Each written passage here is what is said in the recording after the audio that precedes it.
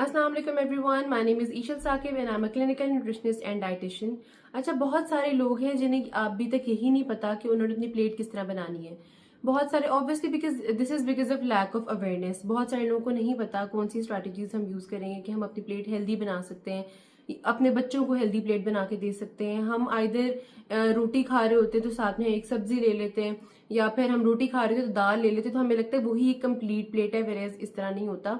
हमें प्लेट बनाने का मेथड भी आना चाहिए। अच्छा, प्लेट बनाने के मेथड से क्या होता है कि बच्चे हैं तो उनकी ग्रोथ बहुत अच्छी हो जाती है, उनकी हाइट की ग्रोथ भी हो जाती है, उनके वैसे भी उनका ब्रेन भी शार्प होता है, बिकॉज हर तरह के न्यूट्रिएंट्स मिल रहे होते हैं। इस तरह अगर हम कोई बड़ा है, कोई एडल्ट है, तो उसको भी न्यूट्रिएंट्स की उतनी ही जरूरत है नॉर्मल एक्टिविटीज कैरी फॉरवर्ड करने के लिए। तो उसमें ये होता है कि इन अ लॉन्गर रन फिर क्या होता है, जब हम न्यूट्रिएंट्स अच्छे नहीं ले रहे होते एडल्ट्स भी, तो उनमें प्रॉब्लम्स आ जाती हैं, जिस तरह बोन हेल्थ खराब हो जाती है, या फिर आपको फील होता है कि आप चल नहीं सकते, अब आपके एंकल्स में दर्द होती है, नीज में दर्द होती है, या फिर बाल गिरने लगे, हमें लगता है एजिंग की वजह से, वजह हमारी लैक ऑफ न्यूट्रिशन की वजह से होती है। तो एक अपनी प्लेट को बनाने का मेथड आना चाहिए, हर किसी को आना चाहिए। हमें पता होना चाहिए कि हमने अपने बच्चों की प्लेट कैसे बनानी है, हमने अपनी प्लेट कैसे बनानी है। उसकी नॉर्मल सी स्ट्रैटेजी है, एक बहुत नॉर्मल तरीका है, माई प्लेट मेथड उसको कहते हैं, यूनिवर्सली रिकॉग्नाइज्ड है।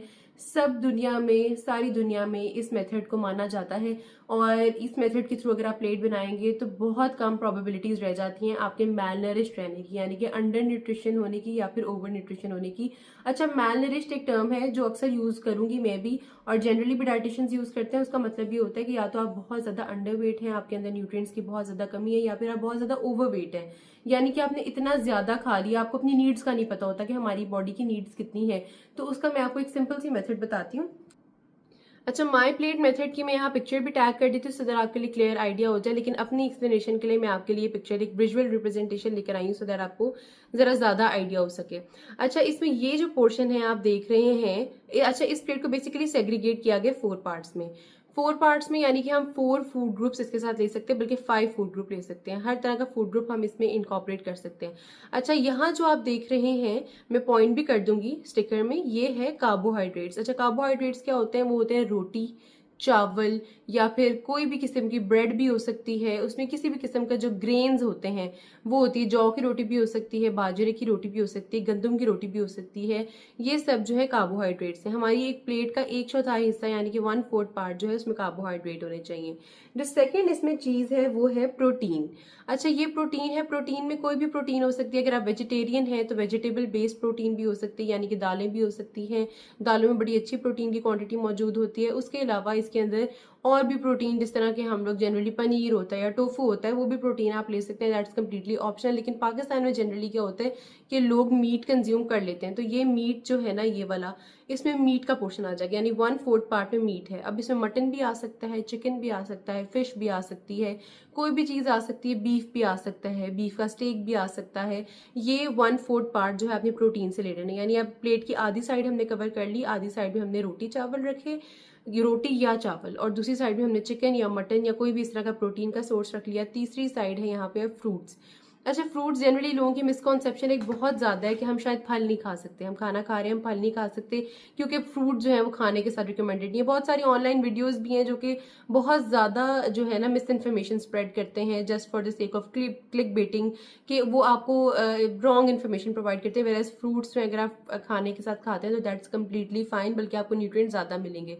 अच्छा, 1/4 पार्ट ही देखें आप फ्रूट्स का है, और उसके अलावा जो हाफ जो है हमने कवर कर लिया। उसके अलावा जो जो लास्ट पार्ट रह गया, जो 4th पार्ट है, उसमें है वेजिटेबल। वेजिटेबल में कुक भी हो सकती है, अनकुक भी हो सकती है, डिपेंड करता है। सैलेड भी हो सकता है, जिस तरह की कुक में, जिस तरह आलू मटर गाजर एक बहुत कॉमन एग्जाम्पल है, वो भी हो सकती है। उसके अलावा जो है ना रॉ सैलेड आपने ज्यादा लेना है। अब आप देखें कि प्लेट में जनरली हम क्या करते हैं, जब हम जनरली खा रहे होते हैं तो हम ये पूरा हिस्सा जो है कार्बोहाइड्रेट होता है, यानी कि रोटी चावल होती है आधी प्लेट में, और आधी प्लेट में हमने रखी होती है जी प्रोटीन, यानी कि चिकन मटन इस तरह। वेरेज हम ये 2 पार्ट्स बिल्कुल स्किप कर जाते हैं। सैलेड, अच्छा, सैलेड को हम जनरली ऑप्शनल रखते हैं कि हम सैलेड तो खाते ही नहीं है, हालांकि हमें फाइबर बहुत ज्यादा सैलेड से मिल रहा होता है, तो सैलेड जो है उसका कंजम्पशन बहुत ज्यादा जरूरी होता है। उसके अलावा जो है फ्रूट्स भी साथ आपने लेने होते हैं, तो यानी प्लेट के 4 हिस्से करके उसमें हर फूड ग्रुप लेना है। इसमें ऑटोमेटिकली इस प्लेट में 5th फूड ग्रुप भी ऐड हो गया, जो कि फैट होता है, जिसमें आप ऑयल, या ऑब्वियसली जिस ऑयल में आप खाना बनाएंगे, जिस घी में आप खाना बनाएंगे, वो भी इसमें ऐड हो गया, यानी 5 फूड ग्रुप्स हो गया। अब रह गया एक फूड ग्रुप, वो कहाँ है? वो ये है। वो या दूध हो सकता है या दही हो सकता है, कोई भी इस तरह की जो मिल्क से बनी हुई चीज़ है या डेयरी की जो फॉर्म है वो आप कंज्यूम कर सकते हैं। वो हमारा 6th फूड ग्रुप है। अब आप इसमें अगर आप ये प्लेट खा रहे हैं, फॉर एग्जांपल यहाँ पे आपने राइस डालने हैं, 8 चम्मच डालने हैं या 12 चम्मच डालने हैं आपने, यहाँ पे 1/4 पार्ट में आपने राइस डालनी है। उसके अलावा इस पार्ट में आपने चिकन की 2 पीस रख लिए हैं।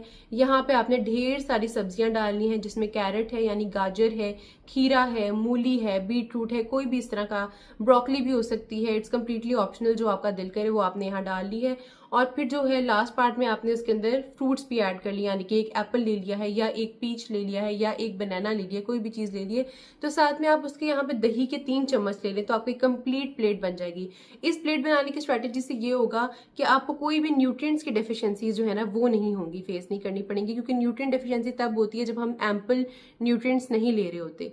तो ये जो मेथड है बहुत अच्छा है, ये बच्चों को भी आप कर सकते हैं या बड़ों में भी कर सकते हैं। जनरली ये होता है कि हम लोग बड़े जो है वो बच्चों को हम क्या करते हैं कि नॉर्मली कोई भी चीज, फॉर एग्जांपल मैक एंड चीज या पास्ता या कोई भी इस तरह की चीज दे देते हैं जिसमें कंप्लीट न्यूट्रिएंट्स नहीं होते। अगर आप इसका प्लेट बच्चों को ना भी बना के दे सकें तो आप एक फूड के अंदर कोशिश करेंगे, फॉर एग्जाम्पल अगर आपने होल व्हीट पास्ता बनाया है तो उसके अंदर वेजिटेबल्स भी डाल लें, उसके अंदर आप चिकन भी डाल लें, आप उसके अंदर गुड अमाउंट ऑफ फैट भी डाल लें जिसमें गुड फैट्स हो सकते हैं। उसके अलावा आप उसके अंदर डेयरी का भी पोर्शन डाल दें, यानी कि आप बहुत सारी चीजें इस तरह की होती है जिसमें दूध भी ऐड होता है, या दूध साइड से भी आप पिला सकते हैं, उन्हें दही भी दे सकते हैं। तो एक कंप्लीट मील बना के दिया करें। इसी तरह आप खुद भी कंप्लीट मील बना के कंज्यूम करेंगे तो आपकी न्यूट्रिएंट डेफिशिएंसीज बिल्कुल खत्म हो जाएगी। आई होप आपको ये प्लेट बनाने का मेथड समझ आ गया होगा। अगर आप इसके मामले में कोई भी क्वेरीज है आप मुझे कमेंट सेक्शन में जरूर बताएं, मैं आपको डेफिनेटली फर्दर भी एक्सप्लेन कर दूंगी।